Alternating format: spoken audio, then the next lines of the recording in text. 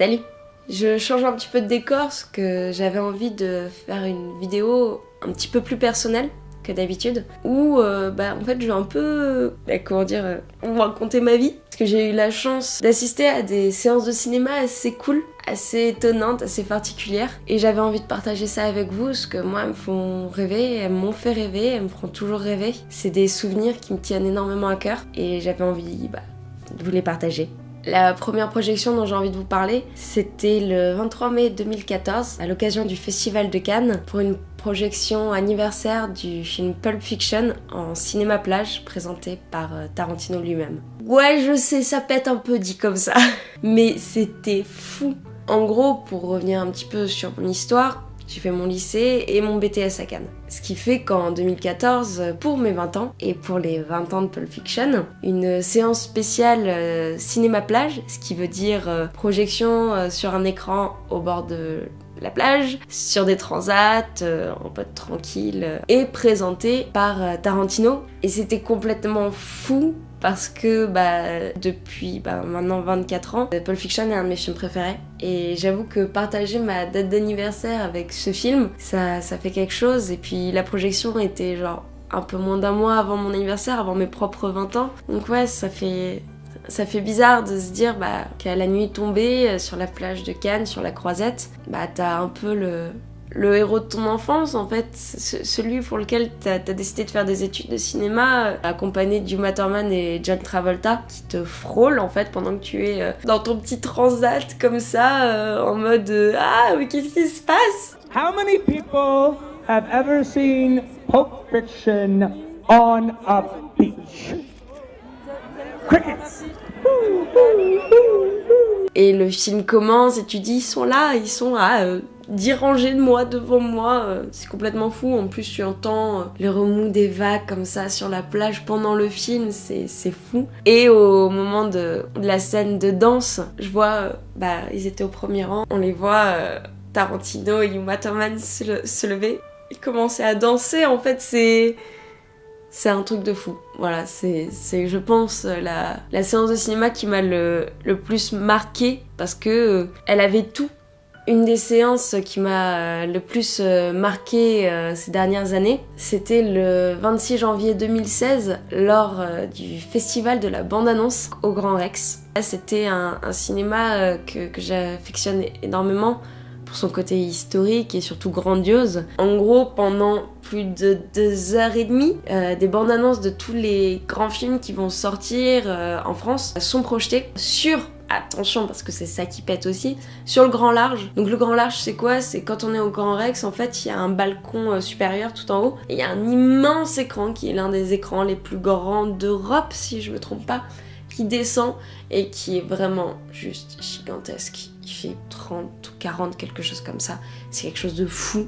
Le son est exceptionnel. J'ai pu donc voir trentaine ou quarantaine de bandes annonces différentes. Ce que j'adore dans ce genre d'événement, c'est que le public réagit en fait. T'es pas juste là dans ton siège à regarder les bandes annonces et te dire vite fait en chutant à la personne à côté de toi « Non, j'aurais peut-être regardé ça un de ces jours. Voilà. » Non, c'est en mode « Putain, c'est trop bien, j'ai trop envie de le voir et tout. » Tout le monde applaudit quand c'est un futur navet qui va sortir parce qu'il y en a, oui, ils font bien des bandes annonces pour les futurs navets. Et tout le monde le hue, c'est génial. Les gens réagissent, les gens sont là en fait. Quand tu vas à un festival de bandes annonces, t'y vas pas pour te faire spoiler, t'y vas pour engendrer une émotion qui est commune et c'est trop bien. Et justement, ce qui était génial en fait avec ce soir-là en particulier, parce que j'en ai fait 2 ou 3 autres, c'est la présence de Ryan Reynolds qui était venu pour présenter la bande-annonce de Deadpool. Surtout que c'était une surprise, à un moment où le présentateur Esteban, qui est le présentateur mythique du Grand Rex, commence à dire on a une petite surprise pour vous. Ok, vas-y mon gars, je t'attends. Ryan Reynolds!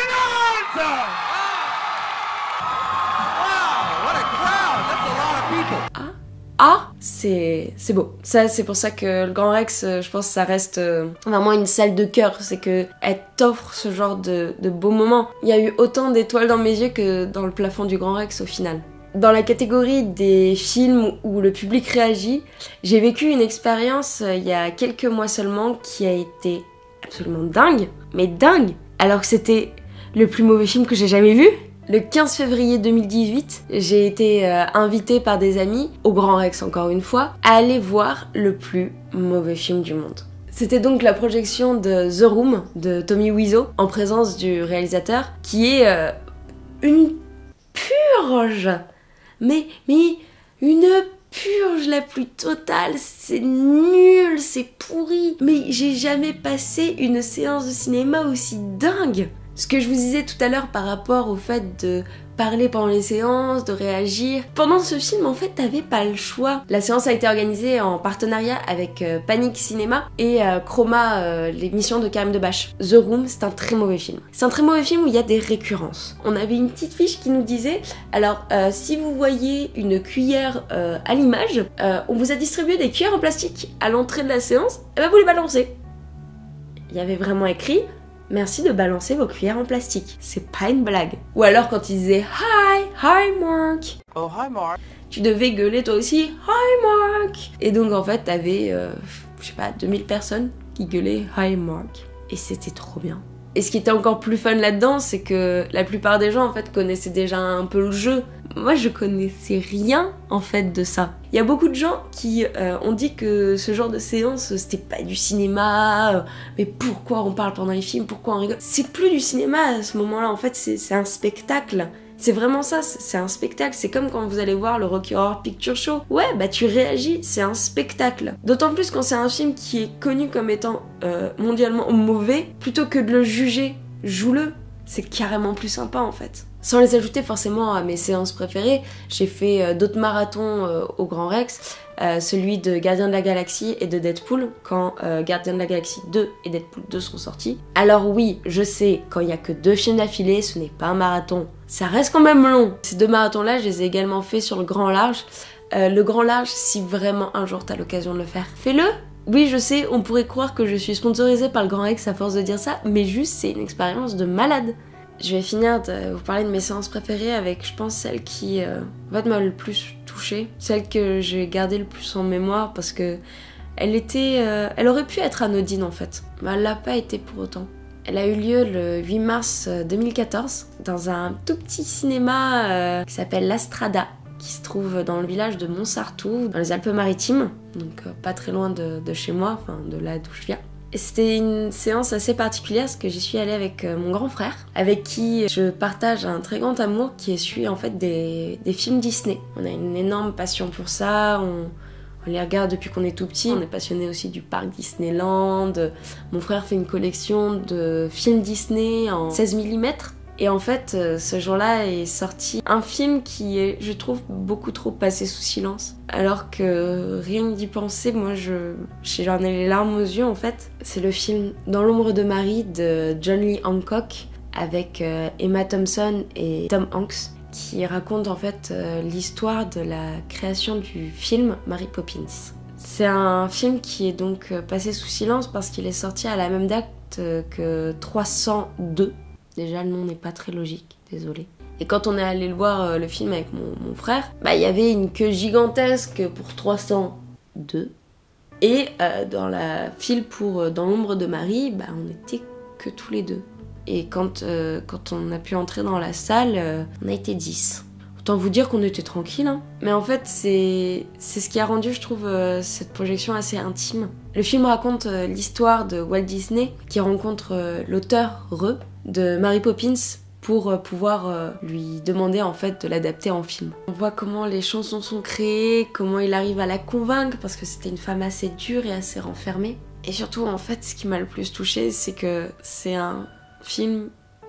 Qu'est-ce que je dis, c'est quasiment le film préféré de mon frère. Et je me souviens qu'à un moment, en fait, je l'ai vu pleurer, en fait. Et c'était beau. C'était vraiment beau de voir mon grand frère pleurer devant une histoire, en fait, qu'il émeut. Et moi, vu que je suis une madeleine, j'ai pleuré aussi. Je pense que, ouais, de loin, c'était ça ma séance préférée de cinéma.